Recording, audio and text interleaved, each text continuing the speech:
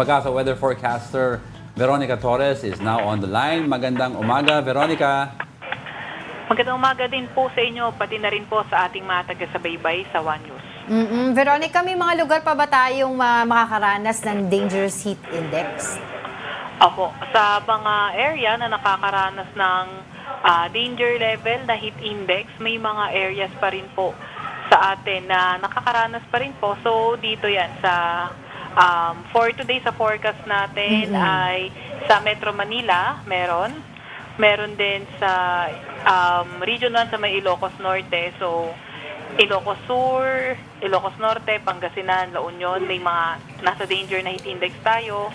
And then sa Cagayan, also sa may Isabela, sa may Benguet, sa may Subic Bay, sa may Olongapo, sa may Cavite, Batangas, and then sa may Quezon, sa may Mindoro, Palawan, and dito sa may Camarines Norte, sa may Albay, Catanduanes, Masbate, Sorsogon, and then dito rin sa may Camarines Sur, sa may Capi, sa may Iloilo rin po.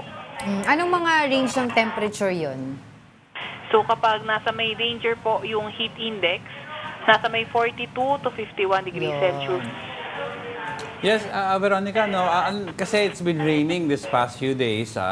Anong system ito nagkakos ng mga ulan sa iba't ibang bahagi ng bansa natin? Opo, ito ay dulot ng mga localized thunderstorms.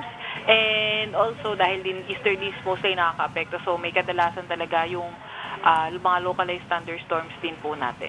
Oo, Veronica, usually kasi sabi nga din sa report kanina, nagsisimula ng mga mag-ulan, mga end of May or early weeks of June. Pero ngayon pa lang, first week pa lang ng May, medyo nag-uulan na. Kailan ba talaga ang official start ng rainy season this time? Opo, yung usually either bandang katapusan ng May or second half ng May o kaya first half ng June. So itong mga pag-ulan na to, indication to na posibleng papalapit na nga tayo sa tag-ulan po. Pero i-assess pa rin ito ng mga kasamahan nating climatologists. Yes, Veronica, since nag-approach na rin tayo no, ng mid-May, may maasahan na ba tayong bagyo na papasok dito sa area of responsibility natin? Base din po sa assessment nung ating climate forum, posible ngayong May isa o dalawang bagyo based sa historical record natin. Pero ngayon naman, wala pa rin tayong namomonitor, low pressure area man or bagyo sa loob or malapit sa ating PAR. Pero yun nga, gaano ba kalaki yung chance, yung probability na makaranas tayo ng La Nina at kailan ito? Opo, sa La Nina naman po, base din sa nung latest nating climate forum, ay may 60% chance sa June, July, August na season po, yung La Nina.